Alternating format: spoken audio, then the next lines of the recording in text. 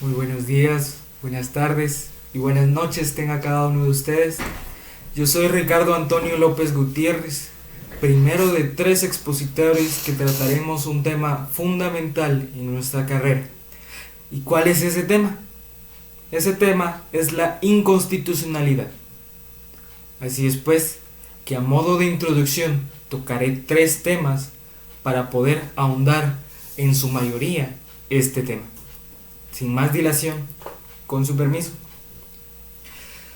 Cuando hablamos de la inconstitucionalidad, debemos ponernos a pensar en qué nos trae eso a la mente.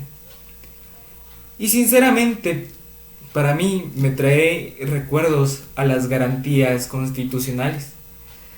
Pero, ¿qué serán las garantías constitucionales? Debemos saber que el fin de estas es proteger el ordenamiento jurídico al momento que una norma o normas contraigan, sincopen o mermuen a una de mayor jerarquía. Y todo esto es bajo el principio de la supremacía jurídica.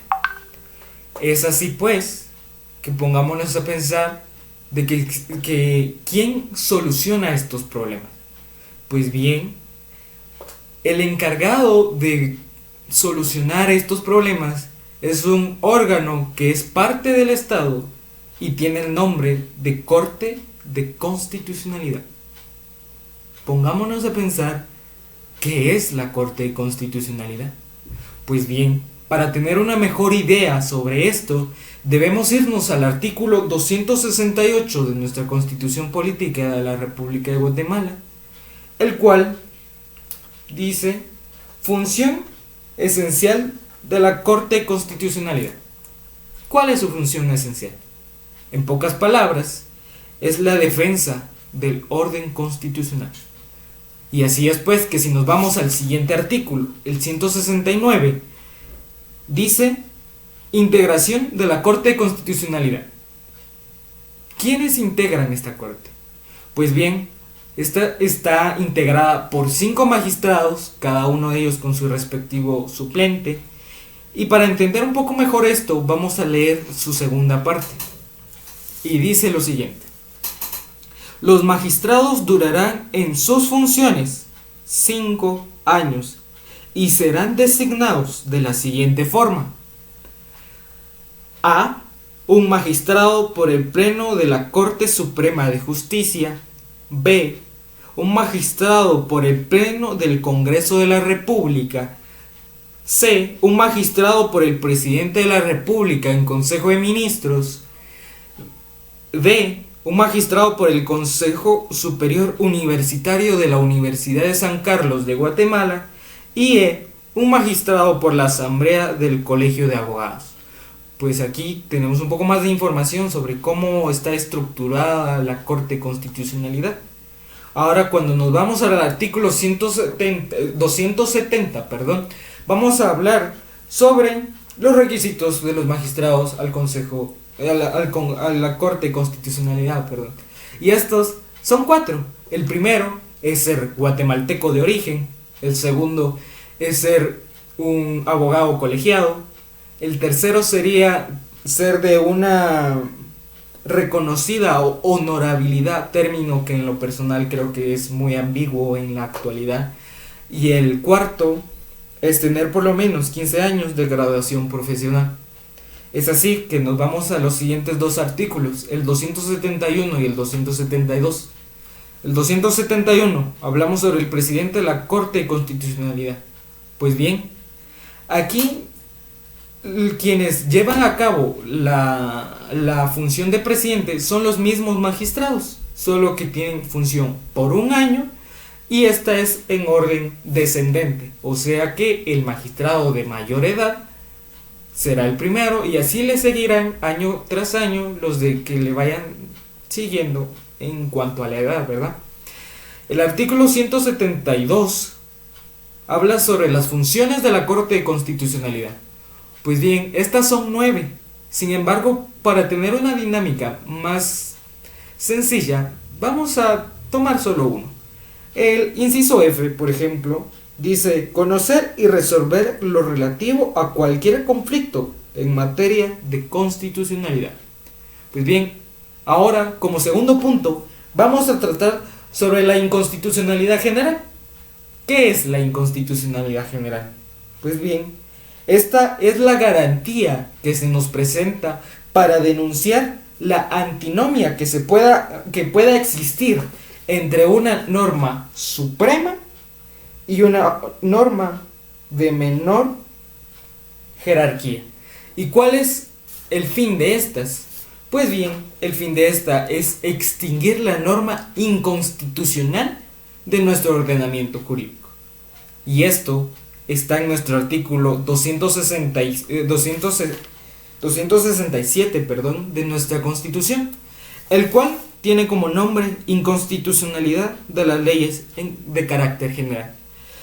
Y lo podríamos leer, pero hice un pequeño análisis y creo que es mejor que leyéramos eso. Así que con su permiso, la acción directa de inconstitucionalidad procede contra leyes de carácter general que contengan vicio parcial o total de inconstitucionalidad y persigue que la legislación se mantenga dentro de los límites que la propia Constitución le ha fijado, excluyendo del ordenamiento jurídico las normas que no se conforman con la misma, anulándolas con el efecto erga omnes. Y así, cuando tenemos una idea sobre este artículo, nos podemos ir a nuestra ley de amparo de exhibición personal y de inconstitucionalidad e irnos al artículo 133 y 134, los cuales llevan como nombres el 133, planteamiento de la inconstitucionalidad, y el 134, legitimación activa. Estos son dos artículos que pues estaría bien que desde nuestras casas nos demos a la tarea de leer y analizar. Y es así que pues pasemos al tercer punto, y este es la inconstitucionalidad concreta. ¿Qué es la inconstitucionalidad concreta? Pues bien, esta es la obligatoriedad que tienen tanto los magistrados como los jueces de acatar la normativa constitucional. Y se preguntarán, ¿con qué fin? El fin de esto es para poder tener una verdadera administración de justicia y así tener un ordenamiento jurídico más fuerte. Así es como doy como concluida esta participación, dando espacio a mis compañeras para que ellas tengan una idea más amplia y específica sobre los tipos de inconstitucionalidad, las características que cada una de ellas conlleva, el fundamento legal, también las personas que intervienen en cada una de ellas y también los tipos de sentencias que cada una de ellas tiene. Así es pues, quedó por terminada esta participación y que tenga buenos días, buenas tardes y buenas noches.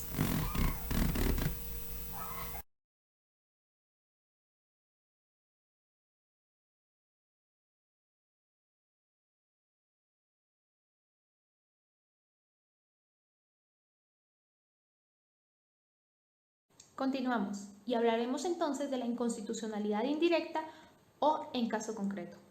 En Guatemala contamos con un sistema jurisdiccional mixto, ya que coexisten formas de control concentrado y formas de control difuso. La inconstitucionalidad en caso concreto está regulado en la Constitución Política de la República de Guatemala en el artículo 266 y en él se establece que es un mecanismo procesal de control constitucional que puede ser instado como acción, excepción o incidente.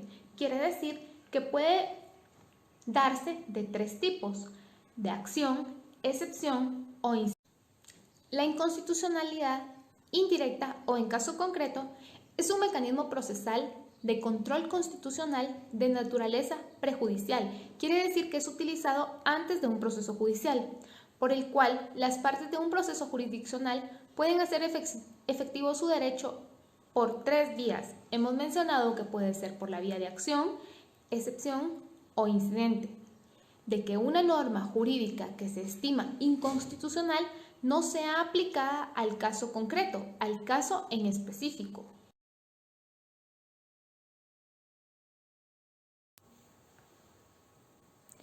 Para ayudar a entender mejor lo que es una inconstitucionalidad en caso concreto, vamos a definirla desde diferentes aspectos. Por ejemplo, es un mecanismo procesal ya que constituye un instrumento a utilizarse en los procesos jurisdiccionales. Su finalidad es que se produzca el examen de constitucionalidad de la norma jurídica cuestionada. Está al alcance de las partes o sujetos procesales para que dentro de los propios procesos jurisdiccionales estas puedan instar el referido examen por medio de acción, excepción o incidente, según la circunstancia que lo amerite. Su pretensión es la inaplicación de la norma jurídica con la que posiblemente ha de decidirse el fondo del asunto jurisdiccional ordinario instaurado. Y la motivación del planteamiento radica en que el interponente estima la concurrencia de la duda sobre la legitimidad constitucional de la norma objetada. La inconstitucionalidad de las leyes, en caso concreto, es una garantía constitucional por la cual se hace efectivo el derecho de las partes de solicitar la inaplicación en un caso concreto de una norma que estiman inconstitucional, debiendo resolverse como una cuestión prejudicial, es decir, debe resolverse antes de la decisión final del proceso.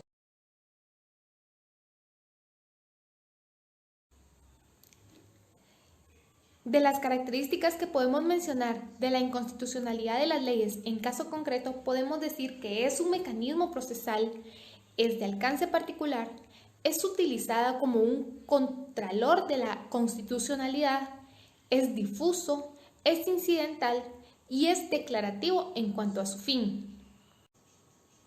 La inconstitucionalidad indirecta se insta para lograr que el tribunal dé conocimiento al momento de decidir sobre el fondo del asunto, inaplique la norma atacada, pues podría resultar inconstitucional fundamentar el fallo en ella. La pretensión que origina su planteamiento es de tipo declarativa.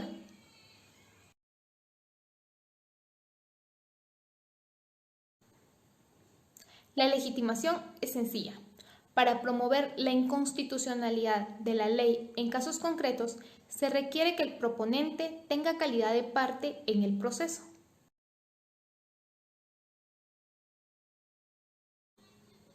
En el primer grado la tienen todos aquellos tribunales de la jurisdicción ordinaria, siempre que ante ellos se tramite el proceso en el que se pretenda la inaplicación de las leyes. En estos casos, dichos órganos asumen el carácter de tribunales constitucionales. Si se plantea inconstitucionalidad en un proceso seguido ante un juzgado menor, este se inhibirá de seguir conociendo y enviará los autos al superior jerárquico, que conocerá en primera instancia. Si el asunto se plantea durante el proceso con motivo de un conflicto colectivo de trabajo, el artículo 119 de la Ley de Amparo y Exhibición Personal y Constitucionalidad determina que el competente para resolver será el Tribunal de Trabajo correspondiente. Deben ser generales o impersonales, o sea que deben tener un alcance general y no destinatario determinado. Lo que es lo mismo, no deben estar dirigidas a una persona o grupo de personas en particular. Con ello se excluyen las normas conocidas como individualizadas y deben estar vigentes cuando se invoque su inaplicación, o bien debieron haber estado vigentes al momento en que se produjo el hecho generador. Las normas impugnables pueden ser sustantivas, reglamentarias y procesales. Sustantivas porque el cuestionamiento ha de dirigirse a las disposiciones de derecho sustantivo. Las reglamentarias, cuando la contradicción proviene de la eventual aplicación de una norma reglamentaria general. Se excluyen pactos colectivos y disposiciones estatuarias. Y las procesales son impugnables aquellas normas adjetivas que de modo indirecto influyen en la validez de un pronunciamiento judicial. Existen tres formas de plantear la inconstitucionalidad de la ley en caso concreto. Mencionamos que son por incidente, por excepción o como acción, pero existe también una cuarta forma de plantearlo, a través de una forma especial. Esto es con una motivación de recurso de casación. Para el trámite, pues promovida la excepción, incidente o acción, el Tribunal Constitucional dará audiencia a las partes que intervienen en el proceso y al Ministerio Público por un plazo común de 9 días. Vencido este periodo, evacuadas o no las audiencias, el tribunal debe resolver en los 3 días siguientes. El pronunciamiento se hará por auto razonado, que es una excepción, un incidente o acción con otras pretensiones. También puede hacerse un pronunciamiento por sentencia, que son acciones de inconstitucionalidad promovidas en lo administrativo como única pretensión. Efectos de la sentencia o del auto. Si la inconstitucionalidad fue declarada con lugar, se procede la inaplicación de la norma objetada. Si declarare la inconstitucionalidad, la norma objetada puede ser aplicada. En caso de desestimación, debe hacerse declaración en cuanto a la condena en costas y la multa al abogado auxiliante. Los efectos de la apelación. Si se apelare la sentencia o auto, se elevarán las actuaciones. En caso de apelación contra auto, sentencia o estimatorios, se produce la suspensión del proceso subyacente hasta que el fallo cause ejecutoria. Elevadas las actuaciones del tribunal de la primera instancia, debe seguir conociendo de todas las incidencias que se tramitan en cuerda separada formadas antes de admitirse la apelación, de todo lo relativo a bienes embargados, su conservación, custodia y eventual venta si hubiere peligro de pérdida o deterioro, del desistimiento del recurso de apelación si los autos no se hubiesen elevado a la Corte de Constitucionalidad. En segunda instancia, conoce la Corte de Constitucionalidad, la que una vez recibe los autos, señalará de oficio día y hora para la vista dentro de un plazo que no podrá excederse a 9 días. La misma podrá ser pública si así lo pidiere alguna de las partes. El auto o la sentencia deberá dictarse dentro de los 6 días siguientes de la vista. Al quedar firme la sentencia, se devolverán las actuaciones al tribunal de origen. Dentro de los medios de impugnación encontramos la apelación. Esta deberá interponerse en forma razonada el tercer día de emitida la resolución que se impugna. Como regla general, el auto o sentencia que resuelve la inconstitucionalidad es apelable, exceptuando cuando se plantea como motivación de recurso de casación.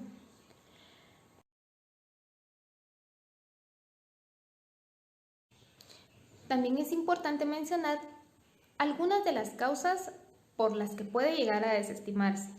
Por ejemplo, por una omisión de razonamiento confrontativo, porque el planteamiento está fuera de tiempo, por la inexistencia de proceso subyacente, por la impugnación de resoluciones o actos de autoridad, porque hay una objeción de interpretaciones erróneas, porque hay objeción de disposiciones normativas que no tienen alcance general, por omisión de denunciar la inconstitucionalidad de las normas en el trámite del expediente administrativo.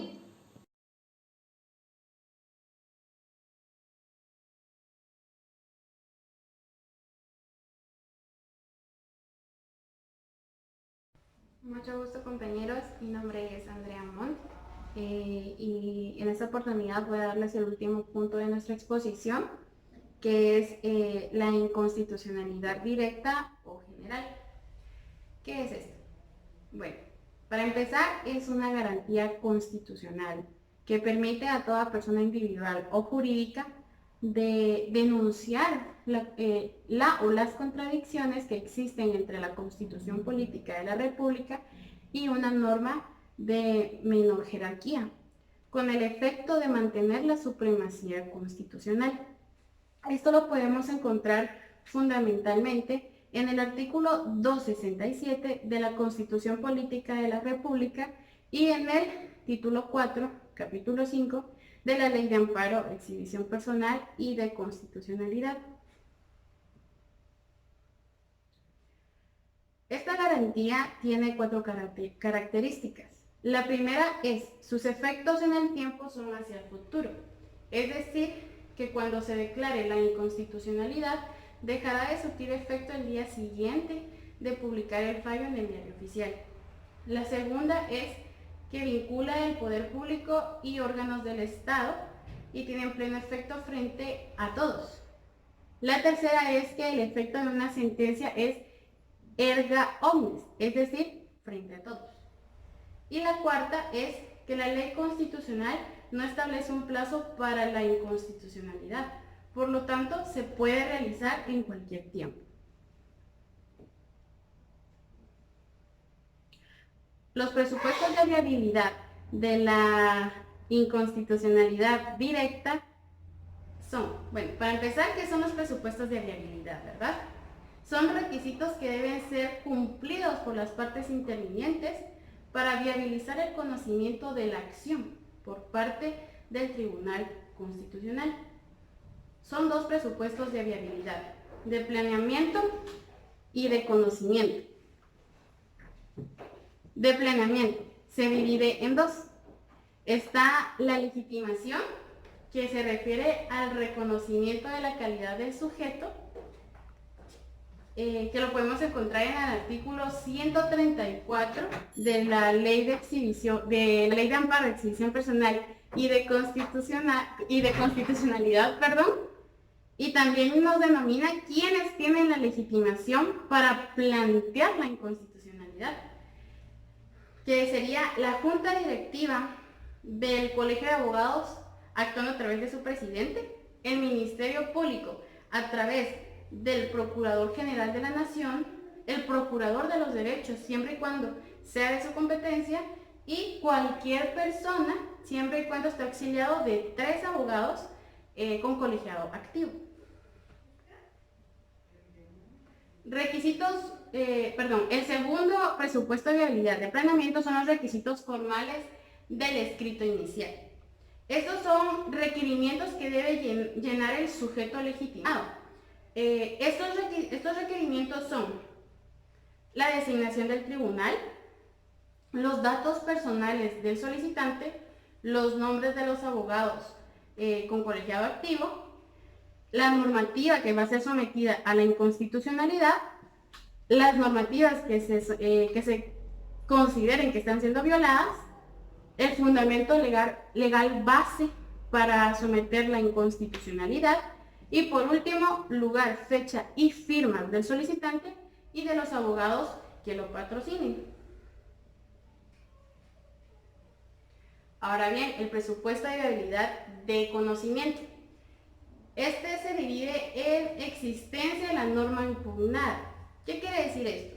Que la norma que va a ser impugnada haya tenido vida jurídica. La segunda es generalidad de la norma impugnada. Quiere decir de que debe abarcar a toda la población. Vigencia de la norma impugnada. Eso quiere decir que la norma que va a ser impugnada tuvo que haber estado en vigencia, o sea, que la que se está utilizando con actualidad. La cuarta es normativa interna impugnable, o sea, que son los que conforman el ordenamiento jurídico interno. Y la última, que es la fundamentación y análisis confrontativo de la norma impugnada.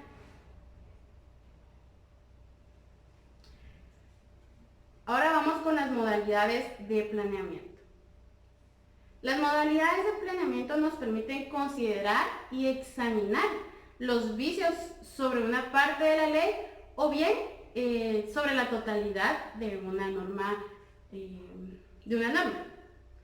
Son 3 modalidades. La primera es la inconstitucionalidad general parcial, es decir, que se presentan aquellos casos en los que solo se impugna una parte de la ley. La segunda es la inconstitucionalidad general total.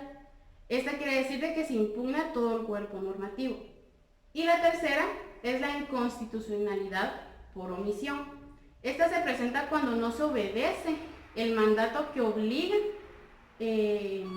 a emitir una ley ordinaria en desarrollo a un precepto constitucional. La sentencia de inconstitucionalidad directa.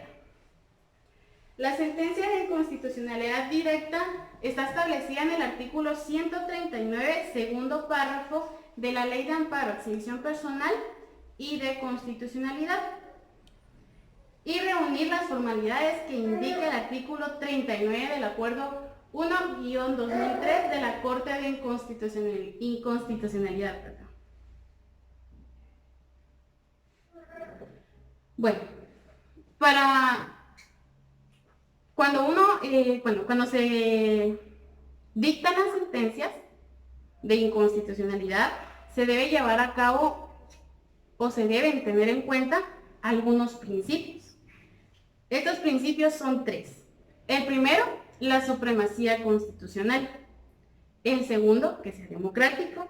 Y el tercero, el indubio pro legislatoris.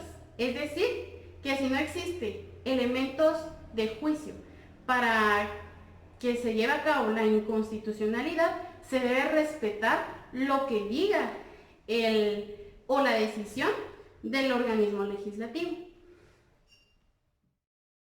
Efectos de las sentencias de inconstitucionalidad. Para empezar, debemos tener conocimiento de que están las sentencias estimatorias y las sentencias desestimatorias.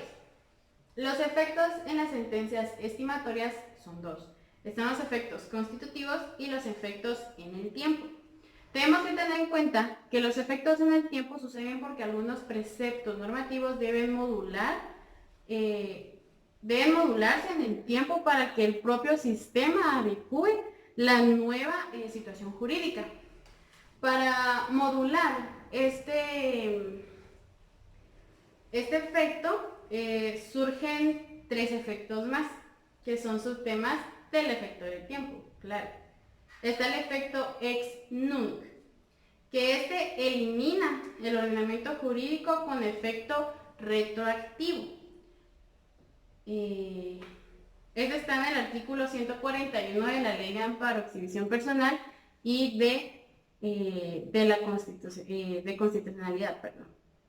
Está el efecto ex tunc, que surte efectos que van desde el pronunciamiento y notificación o publicación de fallo en el diario oficial, sin afectar las situaciones anteriores producidas al amparo. Esto está en el artículo 140 de la Ley de Amparo, Exhibición Personal y de Constitucionalidad. Y el último efecto en el tiempo es la publicidad del fallo. El artículo 146 de la Ley de Amparo, Exhibición Personal y de Constitucionalidad dice que deben publicarse en el diario oficial las sentencias por las que la Corte de Constitucionalidad declare la inconstitucionalidad total o parcial de un precepto normativo. Esto debe realizarse en un plazo de 3 días, siendo la fecha en que fue firmada la sentencia. Esto lo pueden ustedes visualizar, ¿verdad? En el artículo 146, como lo dije al principio. Bueno, ahora vamos con las sentencias desestimatorias. Perdón. Esta se subdivide en dos efectos también. La inexistencia de cosa juzgada material. Esto quiere decir que las partes pueden reabrir el debate constitucional sobre la misma materia en otro procedimiento. El efecto económico o sancionador. Esto está en el artículo 148 de la Ley de Amparo, Exhibición Personal y de Constitucionalidad, y dice que primero se le puede imponer una multa a los abogados o al abogado auxiliantes, una multa de 100 a 1000 quetzales. Y segunda, es que las personas que estén establecidas en el inciso A, B y C del artículo 134 de la Ley de Amparo, Exhibición Personal y de Constitucionalidad,